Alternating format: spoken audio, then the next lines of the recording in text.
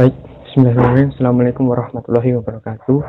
Selamat pagi teman-teman, bagaimana kabarnya? Semoga semua dalam keadaan baik-baik saja. Izinkan saya untuk memperkenalkan diri. Perkenalkan, nama saya Yusuf Bahtiar, mahasiswa Teknik Informatika dari Universitas Gigabangsa Surakarta. Nah, pada kesempatan kali ini kita akan belajar bersama mengenai sniffing, mencari username dan password menggunakan WhatsApp. Nah, sebelum melangkah ke praktikumnya, kita bahas sedikit mengenai apa itu sniffing. Sniffing merupakan kegiatan pengendusan atau penyadapan pada lalu lintas data paket di jaringan. Lanjut, anggap saja topologi jaringannya adalah seperti ini. Ketiga laptop ini masing-masing terhubung dengan WiFi yang sama. Misalkan saja laptop yang berwarna biru, dia mengakses sebuah website dengan protokol HTTP, portnya 80, dia mengakses sebuah website login. Nah, dia memasukkan sebuah username dan password. Setelah selesai, dia akan mengirim form loginnya. Setelah itu akan diproses pada jaringan lokal. Baru akan dikirim ke internet. Nah, pada saat pemrosesan di jaringan lokal ini, data bisa saja dicuri atau disadap oleh PC yang berwarna oranye ini. Nah, seperti itulah gambaran dari sniffing. Pada praktikum kali ini kita membutuhkan beberapa software. Yang pertama yaitu SAM, XMPP digunakan sebagai web server pada komputer kita. Sedangkan WhatsApp digunakan sebagai alat untuk mengcapture lalu lintas data di interface komputer kita. Sedangkan source code ini digunakan sebagai seolah-olah website yang digunakan untuk login oleh klien. Sebelumnya saya sudah menginstal SAM dan WhatsApp, terus source code-nya saya sudah mendownloadnya. Nah, namanya foldernya nanti bernama CRUD login PHP PDO master. Setelah ini kita ekstrak. Nah, karena saya sudah ekstrak ya, saya tidak mengekstraknya lagi. Nah, setelah itu folder hasil ekstrak tadi diletakkan di htdoc. Letak htdoc itu berada di lokasi instalasi dari SMPP-nya. Setelah itu, kita nyalakan si WhatsApp-nya. Nah, di sini terdapat banyak pilihan interface. Kita bisa menggunakan wireless network, local area connection atau ini Ethernet. Nah, karena pada praktikum ini lingkupnya hanya lokal, kita menggunakan yang loopback traffic capture. Klik 2 kali untuk memulai recordnya. Setelah itu, kita nyalakan service dari Apache dan MySQL. Buka SAM control panel-nya, lalu nyalakan Apache dan MySQL. Kebetulan di sini saya sudah menyalakan. Lanjut saja kita buka ke browser dan sebenarnya localhost slash nama foldernya tadi, karena panjang kita cari di localhostnya saja. Namanya ini CRUD login, jangan sampai salah. Nah, sudah muncul halaman loginnya.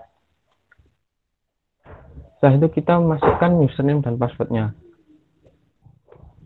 Ini kita seolah-olah sedang memasukkan password tanpa sepengetahuan jika kita sedang dimata-matai oleh seseorang.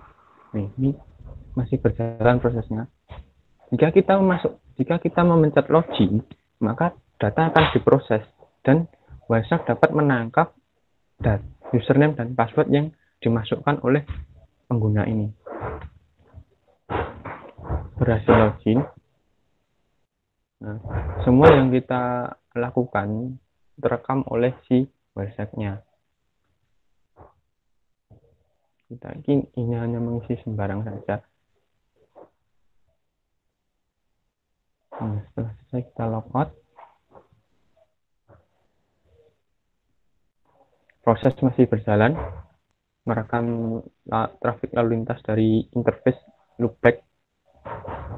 Nah, untuk mencari username dan password, sniffing username dan password tidak mungkin kalau kita mencarinya satu persatu, karena terlalu banyak data yang terekam. Nah, untuk mempercepatnya, kita harus mengetahui beberapa ketentuan. Yang pertama adalah IP destination. Karena kita menggunakan lokal, IP-nya ya IP lokal 127.0.0.1. Bagaimana kalau kita jika mengcapture sebuah wireless? Nah, untuk mengetahui IP-nya, kita bisa membuka CN command prompt, lalu ketikkan ping nama domainnya apa, misal google.com. Nah, akan muncul 172.253.118. Nah, ini merupakan IP dari google.com atau destination-nya ini. Ini semisal kalau kita mengcapture jaringan wireless atau Ethernet, bukan jaringan lokal. Nah, protokol kalau web itu kan HTTP. Kita masuk ke filter ini. Kita ketikkan IP destination-nya tadi 127.0.0.1 destination dan protokolnya HTTP. Seperti ini. Setelah itu kita klik enter. Kita tunggu prosesnya.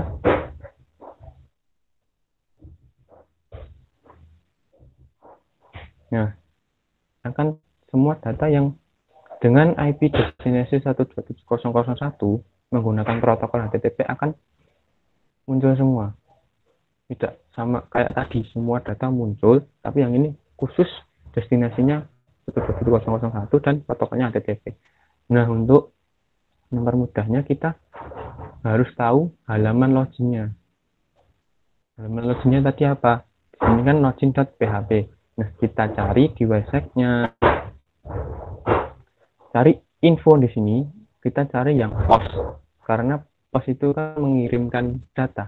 Kalau get dia artinya meminta data ataupun meminta sebuah file.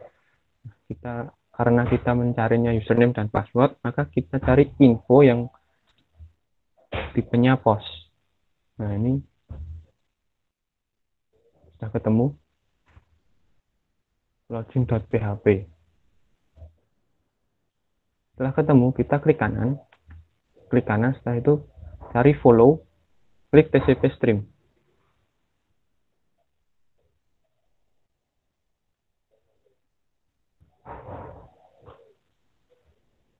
Nah, tunggu, nah sudah muncul. Yang berwarna merah ini merupakan permintaan kita. Nah, yang biru itu respon dari server. Tadi kita menentukan username dan password. Kita cari username, variabel username dan variabel password. Dan inilah username dan passwordnya. Variabel ini tidak selamanya username dan password. Bisa jadi namanya berbeda, tergantung pada codingan yang dibuat oleh si pembuat website, developer dari websitenya. Username dan password tadi didapat dari sini. Fill input tag atau tag input dari codingan websitenya. Karena name-nya username dan name-nya terus untuk passwordnya name-nya password, maka di sini tertuliskan username dan password. Nah, variabelnya username dan password. Jika ini kita ganti dengan pass, maka nantinya di sini juga akan berganti, bukan password lagi, tapi variabelnya namanya pass. Nah, begitu teman-teman. Saya kira cukup. Apabila ada kesalahan kata, mohon dimaafkan. Assalamualaikum warahmatullahi wabarakatuh.